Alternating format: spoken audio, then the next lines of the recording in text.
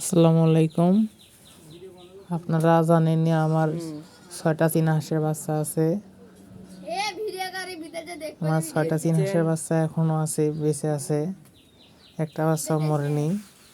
আমি আদা দিচ্ছি, আপনারা দেখতে পাচ্ছেন, খাদ্য দিচ্ছি, পানির পাত্রে পানি দিচ্ছি, এই যে কীভাবে খাচ্ছে।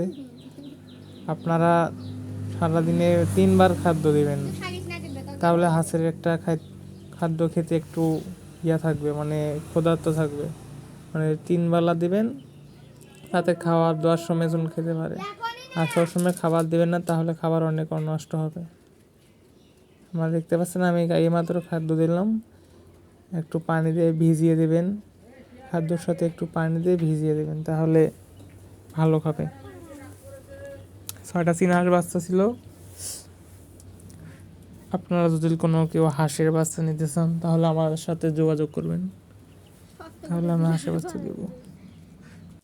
আর হাঁসের বাচ্চা সবসময় পরিষ্কার পরিচ্ছন্নতা রাখবেন, তাহলে রোগ থেকে মুক্ত থাকবে।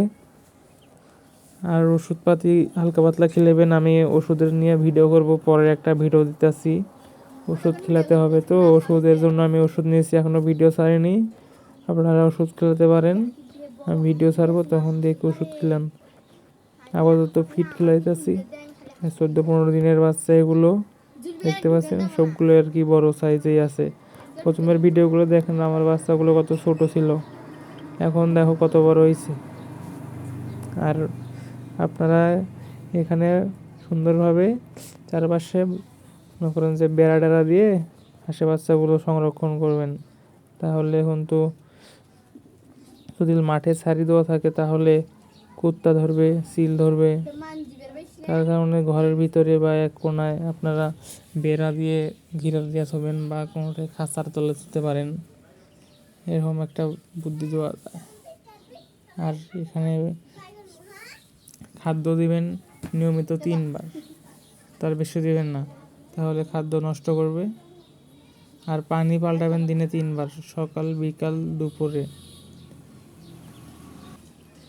আমার কৃষি চ্যানেলটি সবাই সাবস্ক্রাইব করবেন, এটা আমার অনুরোধ রইল। যারা যারা আমার ভিডিওটা দেখবেন, এটা আমার অনুরোধ রইল। আপনারা আরও যদি হাঁসের বাচ্চা নিয়ে প্রচুর ভিডিও চান, তাহলে আমি আরও দিব। আপনারা যদি হাঁস কিনতে চান, তাহলে আমার সাথে যোগাযোগ করবেন।